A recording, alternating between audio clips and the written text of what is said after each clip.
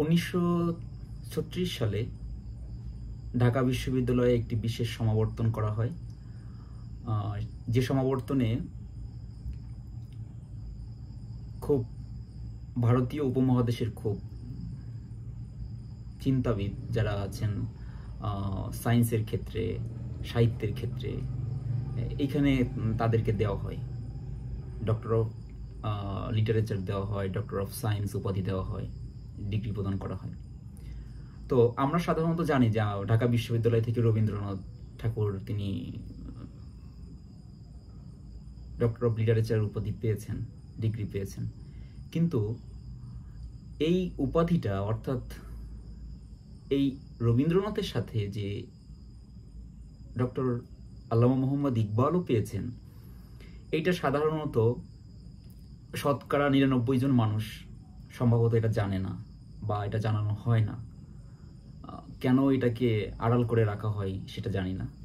তবে 1936 সালে বিশ্ববিদ্যালয়ের এক বিশেষ সমাবর্তনে দেখা যাচ্ছে যে সেখানে আপনার রাজনীতিবিদ আব্দুর রহিম, তাকে ডক্টর অফ লজ উপাধি দেওয়া হয়। জগদীশ চন্দ্র বসু, তাকে দেখা যাচ্ছে যে ডক্টর অফ সায়েন্স দেওয়া হয়। তারপরে হচ্ছে আপনার প্রফুল্ল রায়কে ডক্টর অফ সায়েন্স দেওয়া হয়।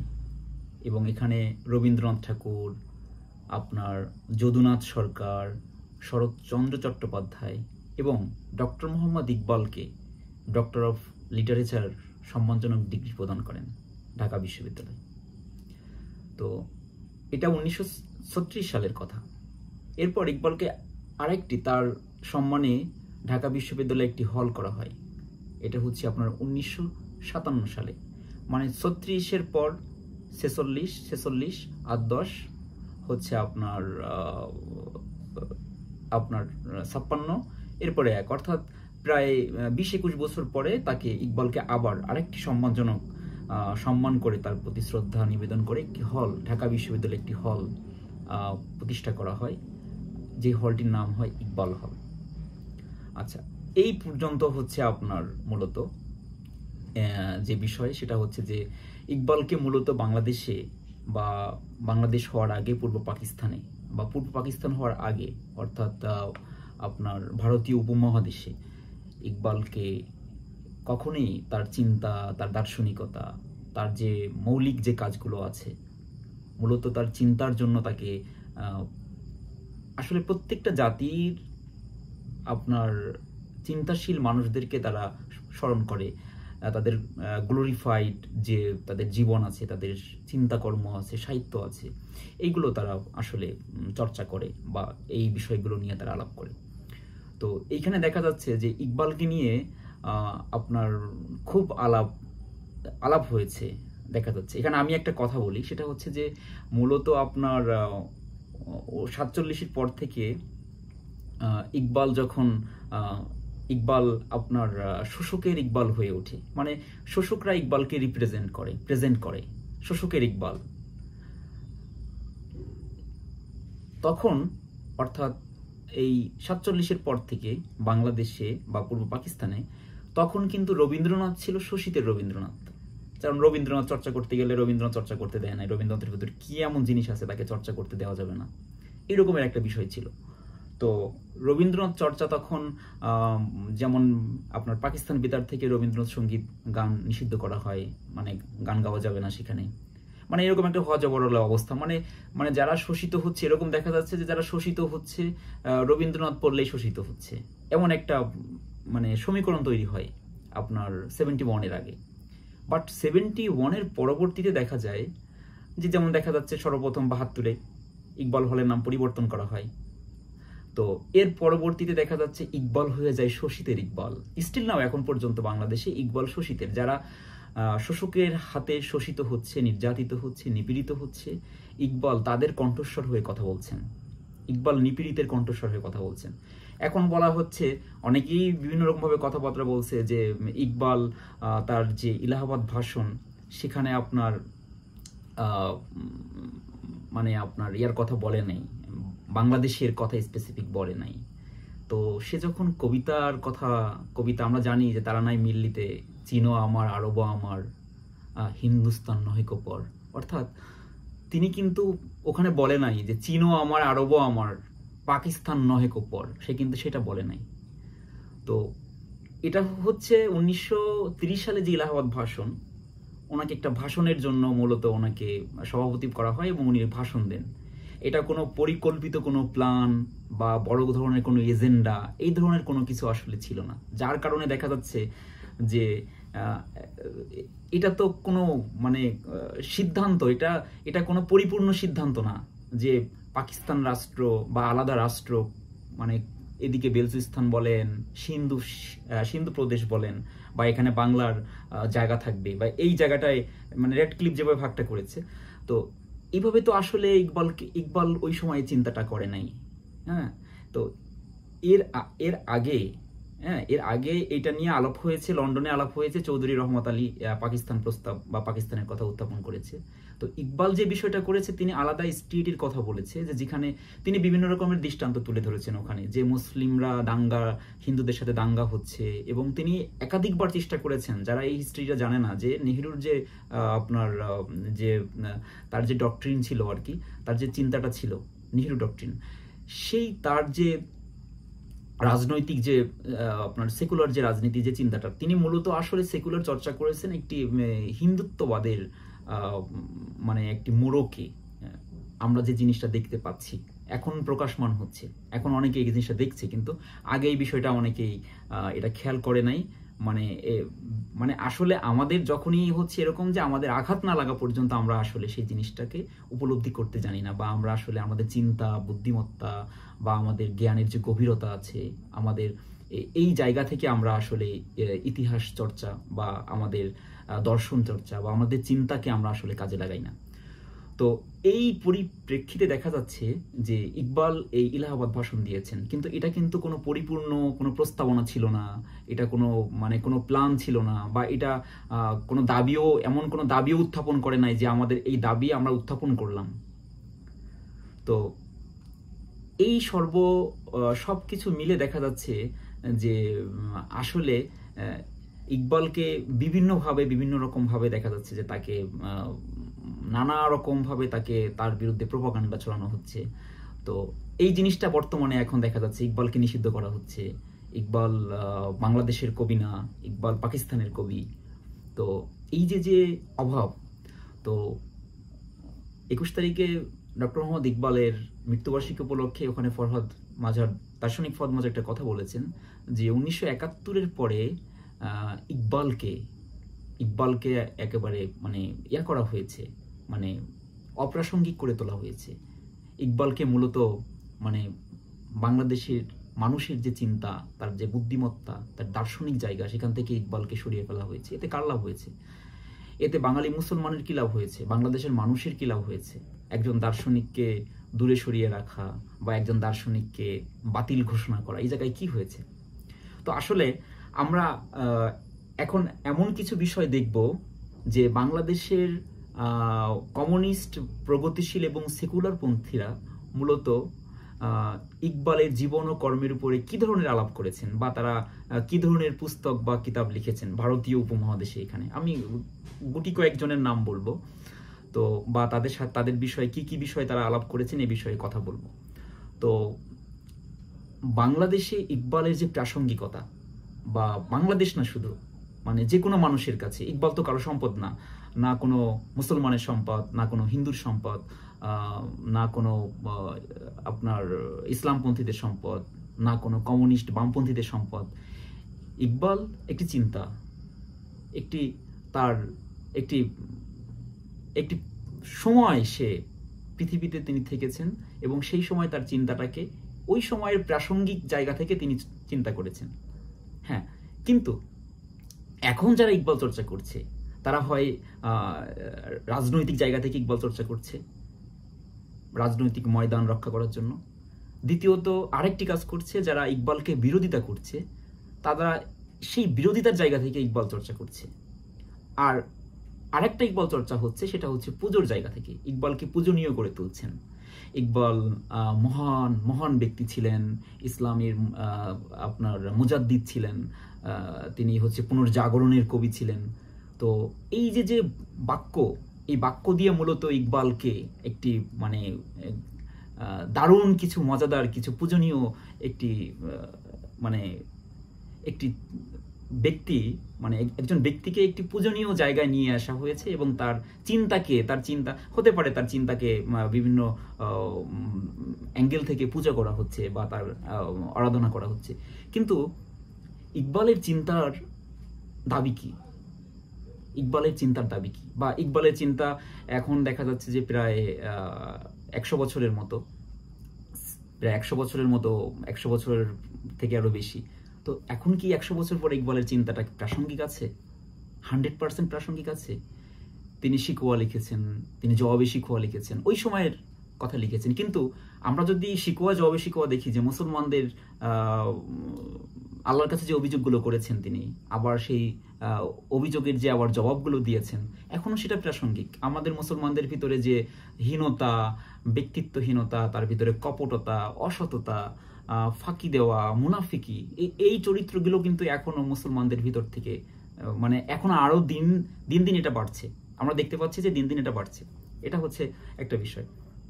এরপর আমরা দেখলাম যে আসরারি খুদি তিনি আমাদেরকে ব্যক্তিত্বের একটি পয়গাম নিয়ে আসলেন এবং রাসূল সাল্লাল্লাহু আলাইহি ওয়াসাল্লামের জীবন, তার সামগ্রিক জীবনকে একটি ব্যক্তিত্বের একটি মানদণ্ড ধরে তিনি খুদির পয়গাম নিয়ে আসলেন। তো খুদি দিয়ে, একজন ব্যক্তি দিয়ে তো আর সমাজ প্রতিষ্ঠা সম্ভব না, রাষ্ট্রের চিন্তা করা যায় না। তখন তিনি রমুজে বেখুদির মতো একটি উম্মাটিক থট তিনি নিয়ে আসলেন। তো এরপরে তিনি পায়ামি মাসিক লিখেছেন, তিনি হিজাজে সওগাত লিখেছেন, তিনি এরকম করে তিনি লিখেছেন। এরপরে যে দেখা যাচ্ছে যে তিনি তার যে ভাষণগুলো আছে সেই ভাষণগুলোকে এক করে মানে সেটা করেছেন 1930 সালে এটা বের হয়েছে, 6 lecture on Iqbal, reconstruction of religious thought in Islam. আর আমরা তো জানি যে ইকবালের যে ডেভেলপমেন্ট মেটাফিজিক্স এন্ড পার্সিয়া, তার যে ক্যামব্রিজের যে থিসিস, অর্থাৎ তিনি যে পিএইচডি করেছেন মিউনিক থেকে, সেই থিসিসটাই হচ্ছে আপনার মূলত ডেভেলপমেন্ট মেটাফিজিক্স। তো ইরানের প্রজ্ঞান চর্চায় যে ইরানটা, তো আমি যে কথায় আমি মানে যাচ্ছিলাম সেটা হচ্ছে যে আমি ইকবালকে আসলে বাংলাদেশের যারা মধ্যম পন্থা আছে, ইসলাম পন্থা আছে, এই জায়গায় থেকে ইকবালকে যারা আলোচনা করেছেন বা ইকবালকে যারা চর্চা করেছেন, ইকবাল যাদেরকে প্রভাবিত করেছেন, ইকবালের চিন্তাকে যারা ধারণ করেছেন, আমি এদের নিয়ে আজ আলোচনা করব না। আজ আমি আলোচনা করব বাংলাদেশের যারা প্রগতিশীল ছিলেন, বাংলাদেশের যারা আপনার চিন্তা করেছেন, সেকুলার চিন্তাধারার ছিলেন বা কমিউনিস্ট ভাবধারার ছিলেন, এই রকমের চিন্তক, দার্শনিক, রাজনীতিবিদ, সমাজ সংস্কারক, এই রকম যে ব্যক্তিগুলো আছেন, সেই ব্যক্তিদেরকে নিয়ে এখন আমি কিছু বিষয় নিয়ে কথা বলবো। যেমন ইকবালের মৃত্যুর পর রবীন্দ্রনাথ ঠাকুর একটি শোকবার্তা প্রকাশ করেন। সেই শোকবার্তার আংশিক তিনি এরকম বলেন যে India whose place in the world is too narrow can ill afford to miss a poet whose poetry has such universal value. তো এই যে রবীন্দ্রনাথ ইকবালের মৃত্যুর পরে যে শোকবার্তা প্রকাশ করলেন, এইখানে আমি সবচেয়ে বেশি মানে অবদান দিই হচ্ছে তার যে পার্সোনাল সেক্রেটারি আছে অমিয় চক্রবর্তী। আমি তার অবদান সবচেয়ে বেশি দিই, কারণ তিনি ইকবালের বই সংগ্রহ করতেন এবং রবীন্দ্রনাথ ঠাকুরকে পাঠাতেন। তো অমিয় চক্রবর্তী আপনার একবার রবীন্দ্রনাথের এক চিঠিতে তিনি বলেছিলেন যে কবি ইকবালের একটি বই আপনাকে পাঠালাম, একটি চিঠিতে এরকম লিখেছিলেন। তো ওই ক্ষেত্রে রবীন্দ্রনাথের আমার কাছে যেটা মনে হচ্ছে যে রবীন্দ্রনাথের যে চিন্তা, ইকবালকে নিয়ে তিনি যে চিন্তা করেছেন বা যে ভাবনা ছিল দুজনের মাঝে, যে ওই সময়ে সমসাময়িক কবি ছিলেন, তো এইখানে রবীন্দ্রনাথের চিন্তাটা প্রাসঙ্গিক চিন্তা।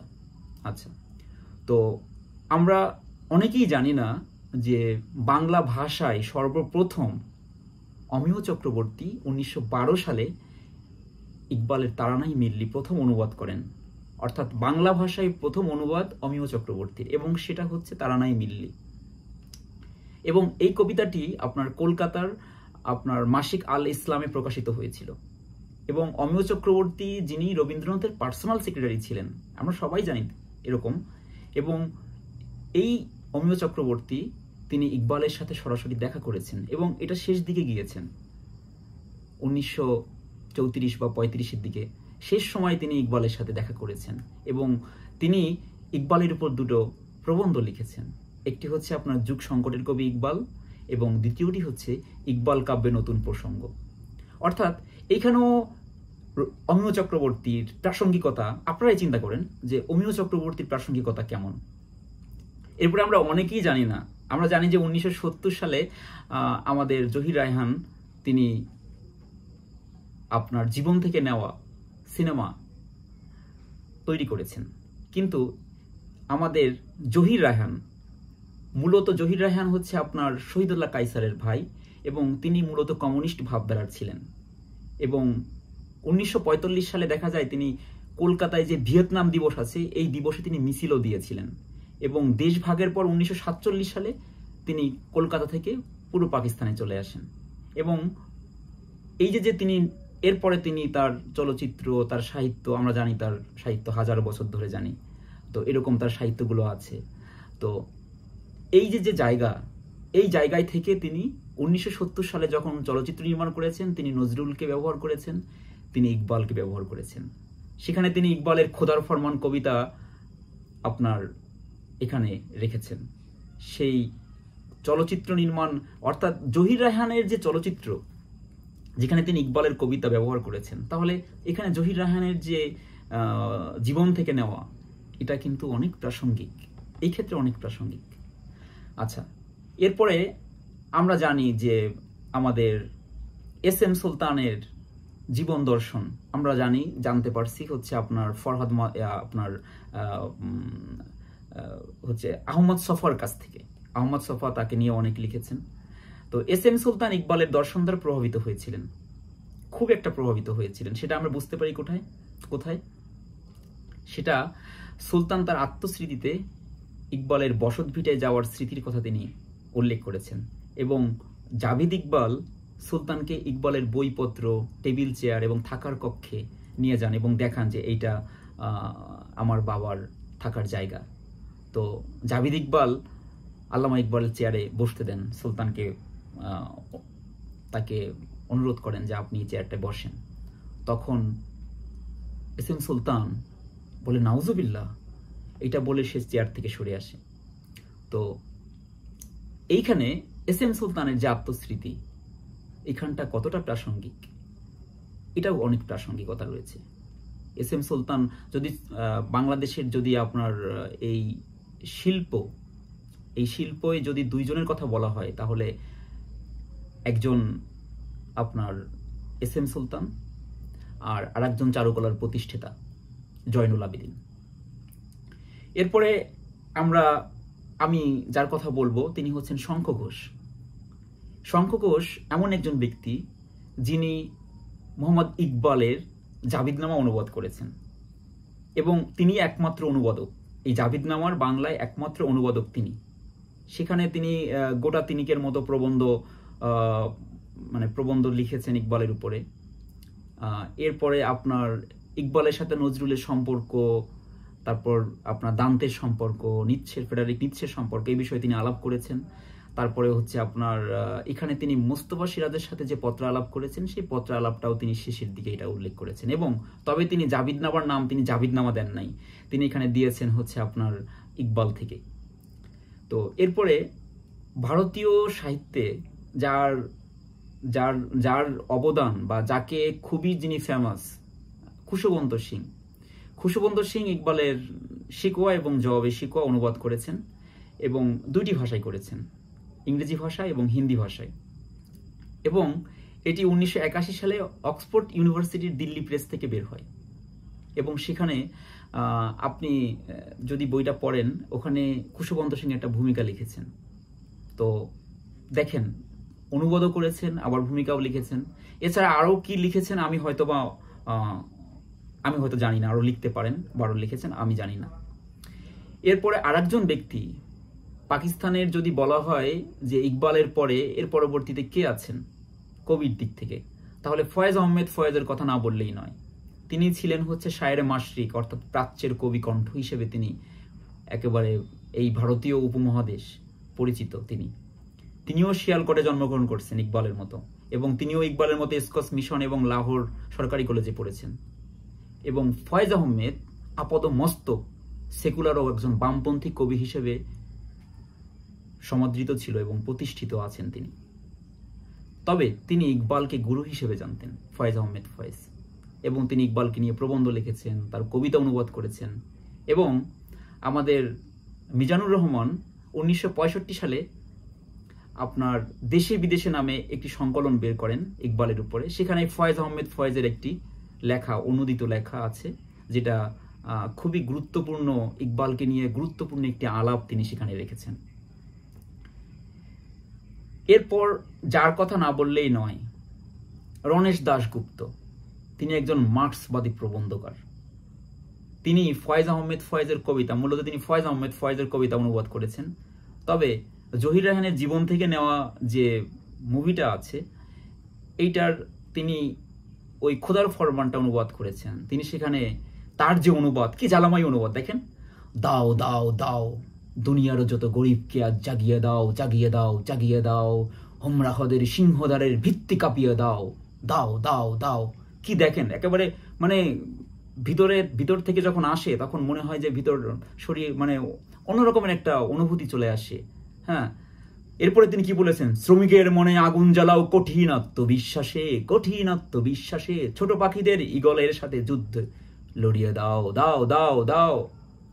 দেখেছেন তার যে কবিতার যে ধরা। এরপরে আবার তিনি বলেছেন, যে ক্ষেতের প্রতি শস্য কানায়, যে ক্ষেতের বুকে পায় না চাষিরা পেটের ক্ষুধার অন্ন, পেটের ক্ষুধার অন্ন, সে ক্ষেতের প্রতি শস্য কণায় আগুন লাগিয়ে দাও, লাগিয়ে দাও। এটা হচ্ছে রণেশ দাশগুপ্তের ইকবালের অনুবাদ। এরপরে ভারতীয় উপমহাদেশের চার্লস ডিকেন্স, মুল্ক রাজ আনন্দ, তার গ্রন্থ গোল্ডেন ব্রেথে তিনি ইকবাল সহ 5 জন ভারতীয় কবিদেরকে নিয়ে তিনি আলোচনা করেছেন। এই মুল্ক রাজ আনন্দ তিনি বার্টন রাসেলের উপরে গবেষণা করে পিএইচডি লাভ করছেন, এবং ভারতে তিনি একজন সাহিত্যিক হিসেবে এবং খুবই মানে চার্লস ডিকেন্স, আপনাদের বললাম তিনি চার্লস ডিকেন্স হিসেবে পরিচিত, মূলত চার্লস ডিকেন্স, ভারতীয় চার্লস ডিকেন্স।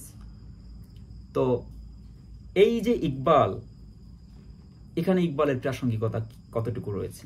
এরপরে যদি আপনাকে বলি রাজমোহন গান্ধীর আন্ডারস্ট্যান্ডিং মুসলিম মাইন্ড, সেখানেও প্রায় 6-7 জনের আপনার মুসলিমের কথা বলেছেন রাজমোহন গান্ধী, সেখানে ইকবাল অন্যতম। এবং সেখানে তিনি 30 পেজে একটি ইকবালের উপরে তিনি একটি আর্টিকেলের মতো আর কি, তার জীবন, তার সাহিত্য, তার দর্শন, এগুলো নিয়ে তিনি আলাপ করেছেন, এবং যেটা খুবই গুরুত্বপূর্ণ আলাপ। এরপরে দেখা যাচ্ছে যে আমাদের প্রগতিশীল চিন্তক ও লেখক যতীন সরকার, তিনি ইকবালের উপর বেশ বড় একটি প্রবন্ধ লিখছেন। এই প্রবন্ধের নাম হচ্ছে ইকবাল আমাদের, এবং সেখানে তিনি রবীন্দ্রনাথ এবং ইকবালের যে দর্শন, এই দর্শন নিয়ে তিনি আলাপ করছেন। তিনি রবীন্দ্রনাথের সৃষ্টির অনুপ্রেরণা যেমন মানে বলেছেন এভাবে যে রবীন্দ্রনাথের সৃষ্টির দর্শন যেমন হিন্দু দর্শন ও উপনিষদ, তেমনি ইকবালের সৃষ্টির অনুপ্রেরণা ইসলামী ঐতিহ্য কোরআন। যতীন সরকার বলেছেন, তাই বলে রবীন্দ্রনাথ যেমন হিন্দুর কবি নয়, তেমনি ইকবাল মুসলমানের কবি নয়, কবিরা বিশ্বের। এটা হচ্ছে যতীন সরকারের প্রবন্ধের একটু নোক্তা দিলাম।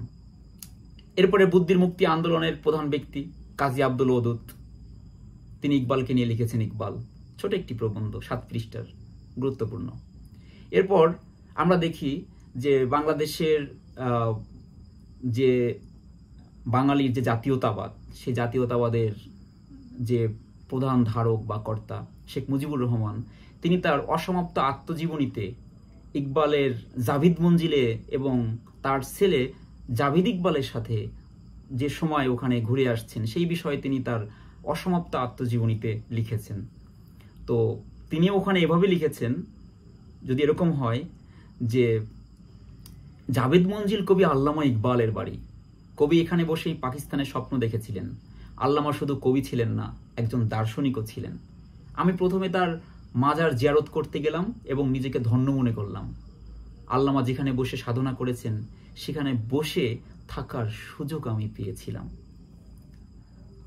এরপরে ভারতীয়, যার কথা আগেই আলোচনা করেছি, যেমন জওহরলাল নেহেরু, তিনি তার ডিসকভারি অফ ইন্ডিয়াতে ইকবালকে নিয়ে আলাপ করছেন, তার এখানে আলাপ আছে। এরপরে আমরা জানি যে আমাদের কবির চৌধুরী, তিনি ইকবালকে নিয়ে একটি প্রবন্ধ লিখেছেন 1962 সালে, যেটি ম্যাটার্স অফ মোমেন্ট একটি সংকলন আর কি, আপনার কফিলউদ্দিন মাহমুদের সম্পাদনায় বের হয়েছেন। এটি 1962 সালে প্রকাশিত হয়।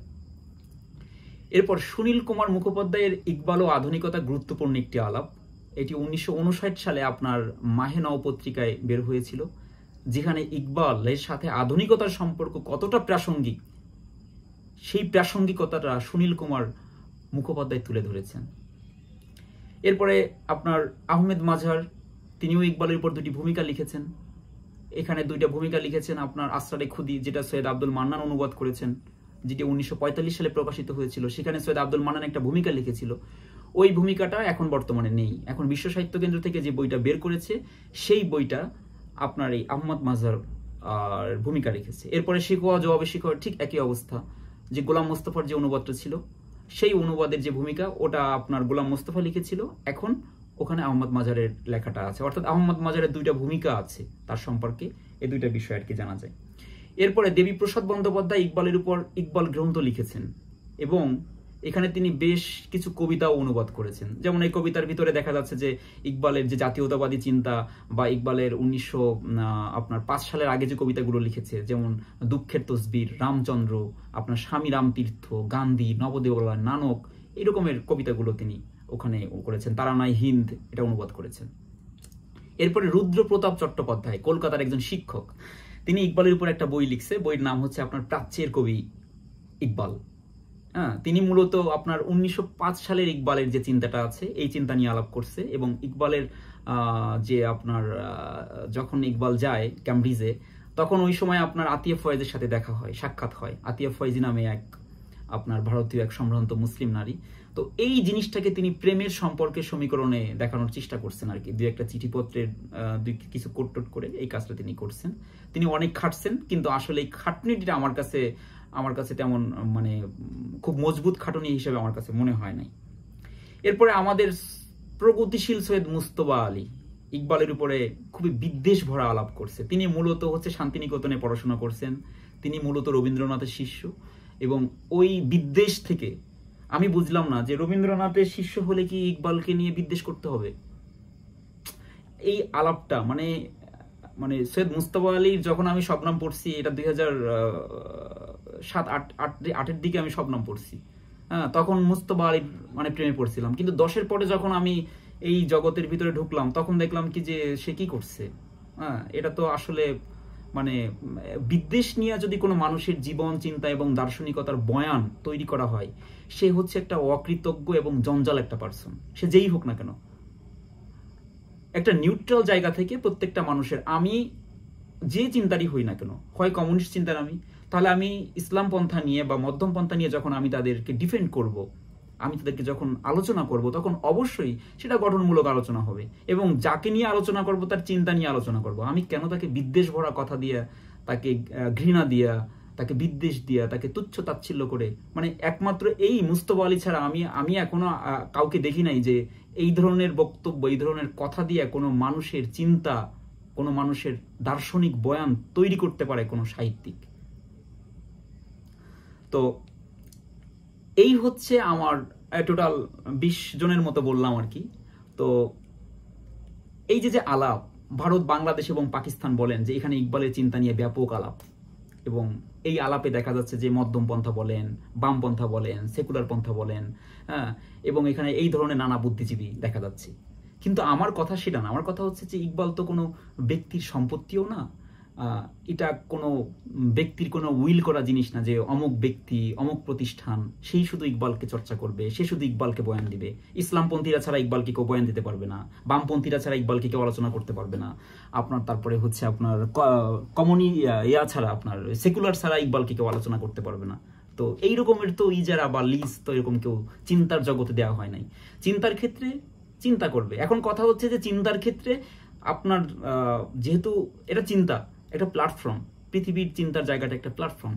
এখন কথা হচ্ছে চিন্তা করা হবে, কিন্তু সেই চিন্তাটা গঠনমূলক কিনা, সেই চিন্তাটা প্রাসঙ্গিক কিনা, সেই চিন্তাটা কতটুকুন ম্যাটার দিয়ে চিন্তাটাকে তৈরি করা হয়েছে, এইটাই হচ্ছে আলাপের বিষয়।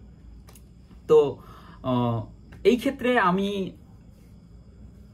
আমি যেটা দেখি আর কি, সাধারণত যে ইকবালের ইউরোপ যাওয়ার আগে দুইটা দিক, একটা হচ্ছে আপনার 1905 সালের আগে এবং এর পরবর্তীতে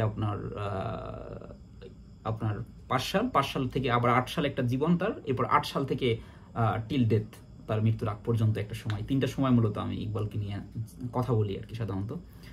তো আমি সাধারণত প্রত্যেকটা মানুষের চিন্তাকে, আমি ব্যক্তি মানুষ, আমি প্রত্যেকটা মানুষের চিন্তাকে স্বাগত জানাই এবং যে কোনো ভিন্ন মত গ্রহণ করার মানসিকতা আমার আছে এবং অবশ্যই সেই ভিন্ন মতটা প্রাসঙ্গিক হতে হবে, গঠনমূলক হতে হবে এবং ব্যক্তিকে টার্গেট করে কোনো আলোচনা আমি অ্যাকসেপ্ট করি না। কোনো ব্যক্তিকে তুচ্ছ তাচ্ছিল্য, ঘৃণা, বিদ্বেষ দিয়ে কথা বলা, এটা হচ্ছে হীনমন্যতা। প্রত্যেকটা মানুষ যখন তার চিন্তা না থাকে, তার চিন্তার জায়গা যখন ফাঁকা হয়ে যায়, সে যখন তার ব্যক্তিত্ব সংকট বা অস্তিত্বের সংকটে ভুগতে থাকে, তখন সে তার মুখ থেকেই শ্রাব্য অশ্রাব্য ভাষায় টার্গেট করে। সে চিন্তক হতে পারে, সে দল হতে পারে, সে ব্যক্তি হতে পারে। তো আমি একটাই কথাই বলবো যে যদি আপনার ভিন্নমত গ্রহণ করার মানসিকতা না থাকে, তাহলে আপনার ভিতর যে ফ্যাসিবাদী যে মানসিকতা বা স্বৈরতন্ত্রের যে মানসিকতা, এই মানসিকতার ভিতর আপনার মানসিকতার কোনো আসলে পার্থক্য নাই। এবং ভিন্নমত আলোচনা ও গঠনমূলক আলাপের মাধ্যমে জবাব তৈরির মানসিকতা যদি আমাদের না থাকে, তাহলে আমাদের এই চিন্তার চর্চা বা চিন্তার প্ল্যাটফর্মে না থেকে আমাদের এই প্ল্যাটফর্ম থেকে পালিয়ে যাওয়া উচিত। এবং চিন্তা মোকাবেলা অবশ্যই চিন্তা দিয়ে করতে হবে। চিন্তার মোকাবেলা গালি অথবা ঘৃণা, বিদ্বেষ দিয়ে করা যাবে না। তো আজ এই পর্যন্ত, ভালো থাকবেন, আবার কথা হবে এই পর্যন্ত। আল্লাহ হাফিজ।